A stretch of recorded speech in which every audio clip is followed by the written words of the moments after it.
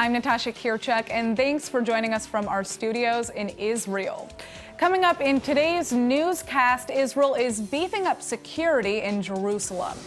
We have some uplifting news about the Israeli security guard that was wounded in a terror attack yesterday. And an inspiring Israeli couple has the recipe for true love. Stay tuned for the latest news in Israel.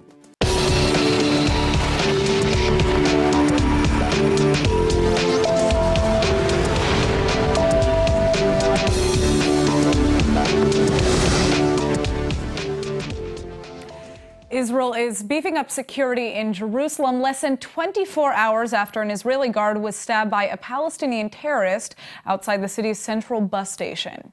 Tensions in the Holy City have been mounting ever since President Trump officially recognized Jerusalem as Israel's capital, and clearly the state isn't taking any chances. As you can see, Israeli police have been stationed throughout the city, especially focused on those hotspots, junctions, and gates where clashes tend to break out. It's been a few days since President Trump announced his bombshell decision to overturn decades of foreign policy by moving the American embassy from Tel Aviv to Jerusalem. Riots in the West Bank and Gaza have been especially violent as protests against the decision continue to surge. That anger spilled over into Israel yesterday when a Palestinian man from the West Bank illegally entered Israel and stabbed an Israeli security guard in the heart.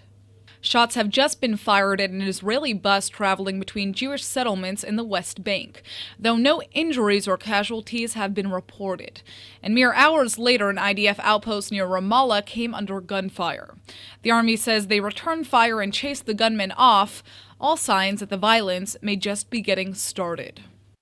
Well, Israeli Prime Minister Netanyahu has just met with French President Emmanuel Macron to discuss the status of Middle East peace.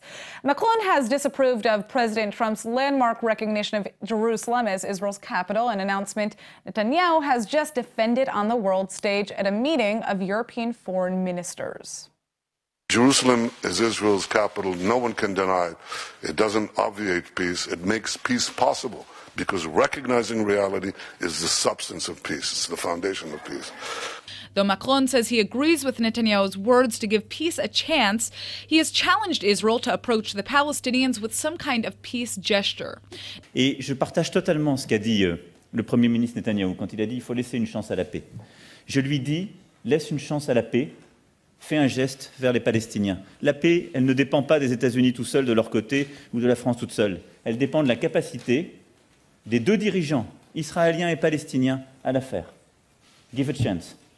Netanyahu, for his part, immediately invited Palestinian Authority President Mahmoud Abbas to one-on-one peace talks. If he wants peace, just sit down and negotiate, he told the French audience. In a strange, if not troubling twist, however, Macron has actually just joined forces with Turkish President Tayyip Erdogan, urging the United States to reverse its decision. Calling Israel a child murderer state mere days ago, Erdogan has made his feelings on the Jewish state and Trump's decision very clear. İsrail bir işgalci devlettir. İsrail bir terör devletidir. Ey Trump, senin düştüğün bu yanlışa biz düşemeyiz. Netanyahu has offered this response. I'm not used to receiving lectures about morality from a leader who bombs Kurdish villagers in his native Turkey, who jails journalists, who helps Iran go around international sanctions, and who helps terrorists, including in Gaza, kill innocent people. That is not the man who is going to lecture us. 46-year-old Asher El-Maliach is now reported to be in stable condition after he was stabbed in the chest less than 24 hours ago by a Palestinian terrorist in Jerusalem. El-Maliach was working as a security guard outside the city's central bus station when a young Palestinian man attempted to murder him with a knife. El Maliach was rushed to the hospital where doctors initially feared the worst given the fact that the knife had managed to touch his heart. But the victim's family is breathing a collective sigh of relief now that his condition has been stabilized. Police have just released the identity of the suspect who was captured on tape stabbing the victim at the scene of the crime. 24-year-old Yassin Abu al-Qura, who illegally entered Israel from the West Bank, was arrested moments after the attack. Just prior to the attack, al-Qura had vented his outrage over Trump's Jerusalem decision on Facebook, writing, "In your path, O homeland, O Jerusalem, O Al-Aqsa, our blood is cheap." Well, last year's New Year's celebration in Turkey was cut tragically short when a terrorist opened fire in an Istanbul nightclub, murdering 39 people in cold blood. A 19-year-old Israeli girl was killed in that attack, and now nearly a year later, the trial has finally opened on the gunman who faces 40 life sentences for his crimes. LTV's Aaron Porras is here with the story. Thank you very much, Natasha. And yeah, it's unfortunately this major case is coming now, which is kind of a little bittersweet, actually, because first of all, it's the anniversary almost of the attack itself, and it's around the holidays, and now, you know, the focus is coming right back to this ugly case. So what can we be expecting going into this trial? So thankfully for the victims and their families, it doesn't seem to be a difficult case. It seems to be fairly clear-cut. The terrorist who went by the ISIS alias of Abu Mohammed Horassani was caught after a massive manhunt in Turkey, across the heart of Turkey. He was caught alive, and then he actually confessed. And so since the year after his arrest, there have now been nearly 60 other people implicated in the case. And so it's a really major case. The shooter is facing heavy charges, as you just mentioned, and I'll tell you more about it right now in my report. Uzbek national Abdulgadir Masharipov confessed to all 39 killings shortly after his arrest for one of the worst attacks seen in Turkey in quite some time. Horrific images captured at the scene show a bloody aftermath after Masharipov randomly opened fire inside the crowded nightclub. He even tossed grenades. It took police 17 days to finally track down and arrest Masharipov, who confessed that a Russian officer from the Islamic State in Syria had given the order for the attack. This massive trial also names 57 other suspects in these murders, including Masharipov's wife. 19-year-old Israeli Lian Zahir Nasser was also tragically killed that night, while she and her friends from the Arab Israeli town of Tira were vacationing in Istanbul to celebrate the New Year. Do you have any idea where the meat you had for lunch came from? Was the cattle born and raised in Israel or abroad? How did the farmers treat the cattle while raising it? These are questions we should be asking ourselves every time we consume meat products. Yet today, there are no regulations in Israel that require meat products to be labeled with any of this kind of information. Well, joining us now is Limor Averbuch, the CEO of HiBilly, an organization that is on a mission to change that. Thank you so much for coming in. And this is a topic that I'm pretty passionate about and very interested in. So tell us a little bit first about what your company does. HiBilly is the first and only food label in Israel that guarantees consumers that the meat and dairy products come from farms who implemented the highest animal welfare. It basically provides consumer transparency about the origin of their food and allows them to consume local, higher animal welfare, higher quality, and healthier animal-derived food products. Now, it's very interesting. Why did you choose to focus on this issue specifically? HiBilly basically came as a response to growing consumer demand to know more about where their food is coming from and how it was produced. Consumer came aware to more and more disturbing information about the very creative practices the food industry and the agriculture industry have started implementing in order to reduce cost and to increase yield. Right. Creative is a nice word for that. Cruel might be a better. But these practices, unfortunately, as you say, come at the expense of the animal welfare and, not less importantly, our health. So more and more consumers don't want to cooperate with these kind of practices and want an alternative, and this is where HiBilly is And it's interesting. So you're focusing on cattle products right now. What other meat products are you focusing on? So cattle, indeed, and lamb. We also focus on goat-derived dairy products. We're entering now the chicken industry, and later we will go to more branches, the eggs, etc. Well, I mean, I think this is a very noble cause that you guys are tackling. That's great to hear. Thank you so much for joining us. Thank you very much. Well, the police investigation into coalition whip and Likud lawmaker David Bitan has ramped up over the last week. Police now say they have an arsenal of evidence that implicates Bitan in all kinds of corruption charges, but Prime Minister Netanyahu has come to the defense of his trusted ally, saying, quote, "I respect him and I really like him. He's doing excellent work as coalition whip." ILTV's Brett Allen Smith has the details. And Brett, where are these investigations at right now? Well, police have just raided a furniture store, which investigators now believe is the primary front where a lot of Bitan's alleged crimes went down. And those charges include money laundering, taking bribes, fraud, and breach of trust. And they involve an intricate web of government corruption that goes all the way to the top, linking one of Israel's biggest crime families directly with dozens of members from multiple city municipalities. Bitan himself has been brought in for a third time for questioning, and police suspect him of being the linchpin between those two factions. Well, David Bitan, who is arguably the Prime Minister's most important ally in the Knesset, is maintaining his innocence. And it's important to point out, of course, that just like it is in the U.S., in Israel, the rule is innocent until proven guilty. Sure, and that's essentially the line Netanyahu has taken to defend Bitan just now. Now, there's no indictment yet, though it looks like police have a very incriminating recording of Bitan that could very well change all that. But that's one reason why Netanyahu has publicly stated that Bitan is, quote, enjoying the presumption of innocence, as he's calling it, and why police are being very thorough with this case. I've got the rest of the details in my report.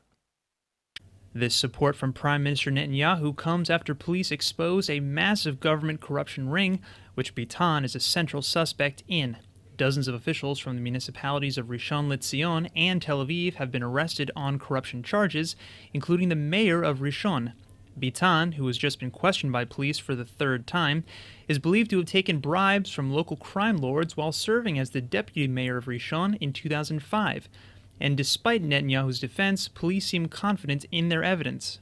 An incriminating recording of Bitan, taken from hidden cameras at the furniture store believed to be the primary front for these crimes, is reportedly in police hands.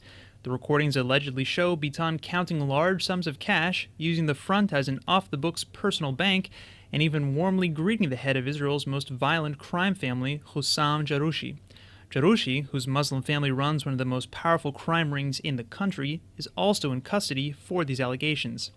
Just last week, police even named Bitan's wife as a suspect in the investigation.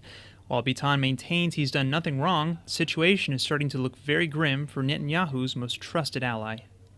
Well, a disturbing video has surfaced in Poland showing a group of men and women playing a game of naked tag in a small chamber.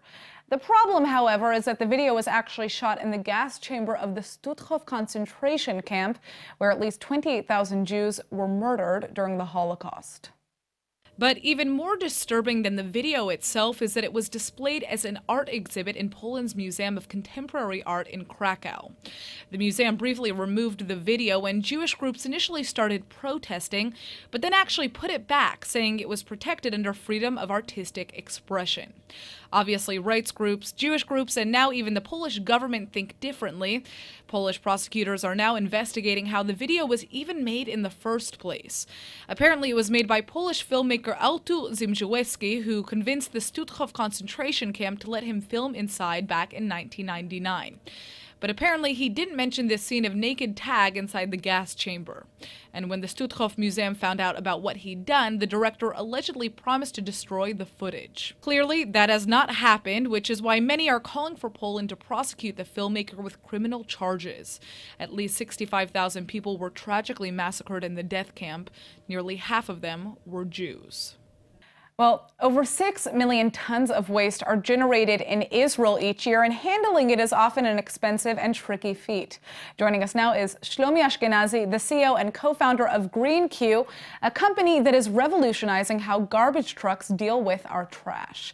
Thank you so much for joining us. Hi. So tell us a little bit about what your company does. So basically we developed a system that is being installed on the waste collection trucks themselves and converting them to smart truck. With this smart truck, we now know to monitor and optimize the waste collection. Now, why is this such an important thing to be monitoring? So it's a large-scale operation, and we know to cut 30% of the operational cost of the waste collection in the cities. And when you say that you're cutting the costs, there are other benefits as well to having this type of technology, right? you're dealing. Can you tell us about some of those benefits? Yeah. So basically, when you do it better, you first of all service better the citizens, the better quality of service, and you cut the mileage of the trucks. So you also cut the emissions, exactly. Yeah, absolutely. No, and that's a huge aspect of the waste collection industry. There are a lot of emissions as a result of these trucks coming down our streets every day picking up our garbage. So where is your technology now working? So technology is working in Israel. We're a quite young company, 2 years old. We have several sites in Israel. We actually blended into the smart city solution of the biggest vendors in Israel, of Cellcom and Bezek. So I'm assuming the hope is to go abroad, right? To go international? Yeah, we're actually doing it now. We have partnered with Deutsche Telekom. We are now partnering with a very big American telecommunication company to be part of the smart city solution. All right. Well, thank you so much for joining us. Welcome. All right, another cutting-edge breakthrough by Israeli doctors is just begging the question, what year is this? Surgeons in Haifa's Rambam Medical Center have just taken a special material previously used for NASA spacecraft and used it for a one-of-a-kind space-aged hip and knee replacement. The special polymer called MP1 was actually developed in a joint Israeli-US project originally for NASA. The incredible material is self-shielding, has unparalleled resistance to heat, weighs almost nothing, and best of all is zero wear. That's why aerospace engineers have been using it to replace heavy steel and why medical experts realized it would be perfect for bone replacement too. The very first human operation using MP1 was actually performed 12 years ago in New Zealand for a clinical trial. But Israeli doctors at the Rambam Medical Center, which is a world leader in medical breakthroughs, have just redefined how useful this technology could be. The team has successfully used MP1 to perform a hip replacement for a woman in her 60s, after using it in a knee replacement surgery for a woman in her 40s. In a few years, who knows how many more people will be able to say, hey, I have spaceship parts in my joints.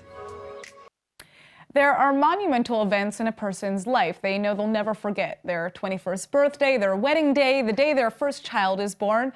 And oh yeah, their bar or bat mitzvah. Well, unfortunately, one little girl from New York City is going to be remembering her bat mitzvah, but not for a very good reason. ILTV's Emmanuel Kadosh is here with more details. Hi, Natasha. Yes, well, I 100% remember my bat mitzvah day. It was actually a perfect day. All your friends and family come out to an amazing venue, decorated just how you liked it, and with all the food that you could imagine. Well, one New York City girl didn't end up having the time of her life like she'd expected. The parents of the bat mitzvah girl, Nancy and Mark Held, are actually suing Hotel Eventi for a reported $637,000, according to a report that Helds say that the food for their 150 guests at the party in May was beyond mishandles. 700 hors d'oeuvres were meant to be passed around to the guests and were just never served. And to top it all off, the main courses were actually really cold. So I can totally understand why they were upset. After all, a party like this isn't cheap. So what ended up happening? You're so right. It was actually reported that the event itself cost the Held family $37,000, and they're blaming the hotel for ruining it. Now, when the Helds approached the hotel, they were allegedly offered $1,000 and a night in the hotel's suite to make up for it. But instead, the Helds will be suing for a lot more than that. And if all of that wasn't ridiculous enough, the hotel actually used the family's event photos in promotional material, which clearly the family did not get permission for. So I guess the lesson that we learn here is make sure you have someone at your event supervising the food, or your guests just won't be fed. Well, I'll be interested to see if the family actually wins this lawsuit. It's massive, $637,000. Right. Yes. All right, Emmanuel, thanks for joining us. Thank you. When you're circling your block looking for a coveted parking space for hours on end, don't you just wish there was a ferry that could wave its little wand and instantaneously find you a spot? Well, our next guest, Zohar Bali, is the co-founder of Spark, a company that has its own special kind of ferry to do just that. Thank you so much for joining us. Hi. Now, tell us a little bit about what your company does. We develop smart parking solution. One of them is our parking ferry, Polly. We just find parking in a big city for people.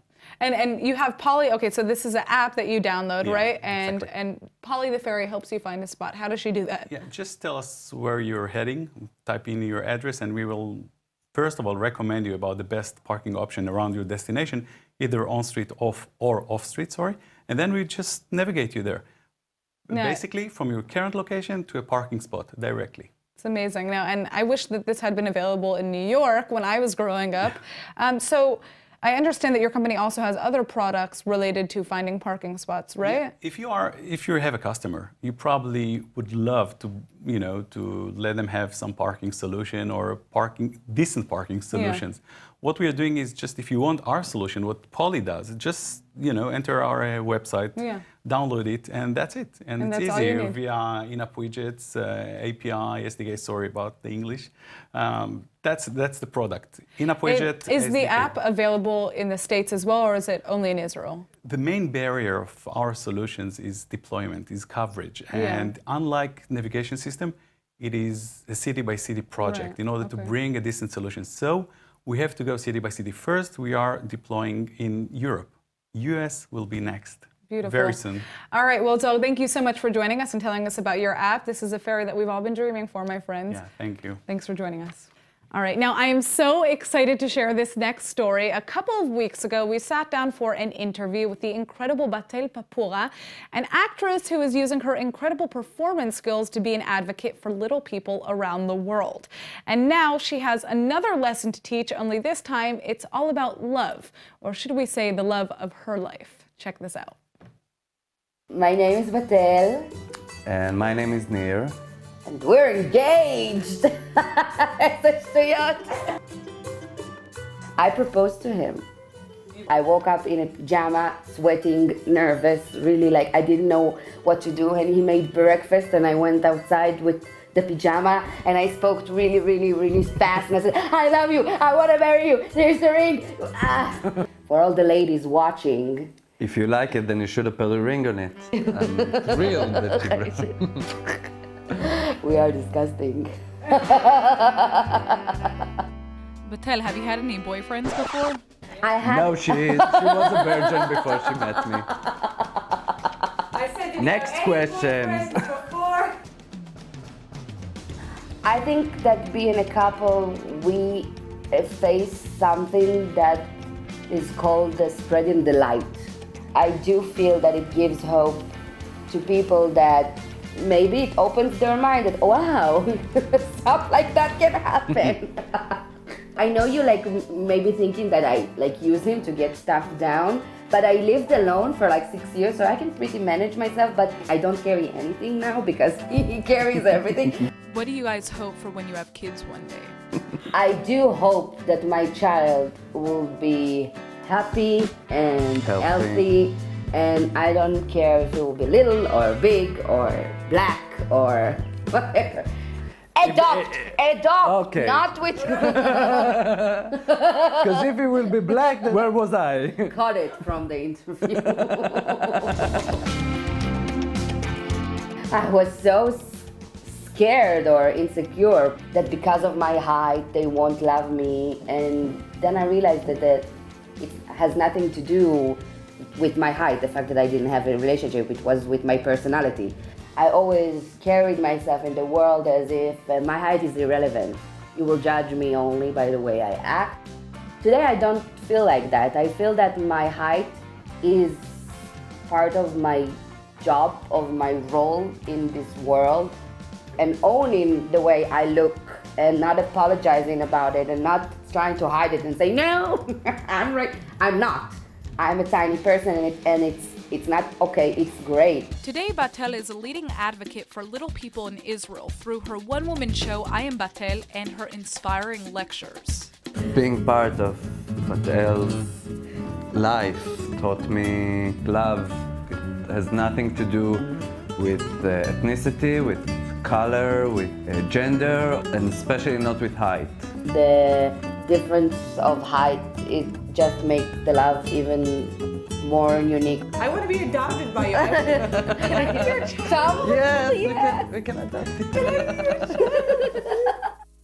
All right, and now for our Hebrew word of the day. If it's important to you, you will find a way. That's why today's word is chashuv, which means important in Hebrew. Now, we all want to feel chashuv in life, and we all want the things that we say to be considered chashuv as well. But it's chashuv to remember that in order to be taken seriously, you must also make the people around you feel that you value them as well. In general, just make sure to ask yourself what's really chashuv to you, and then have the courage to build your life around that answer. That's the most chashuv piece of advice that you're going to get today. All right, let's go ahead and take a look at the weather forecast. Tonight will be clear and it'll have a rise in temperatures to a minimum of about 58 or 14 degrees Celsius. You can expect tomorrow to be clear and sunny and with an additional rise in temperatures to a high of nearly 80 or 27 degrees Celsius. All right, that's it for today's news. Today's exchange rate is 3.52 shekels to the American dollar. Remember to sign up for our daily newsletter at iltv.tv. I'm Natasha Kirchuk, and thanks for watching.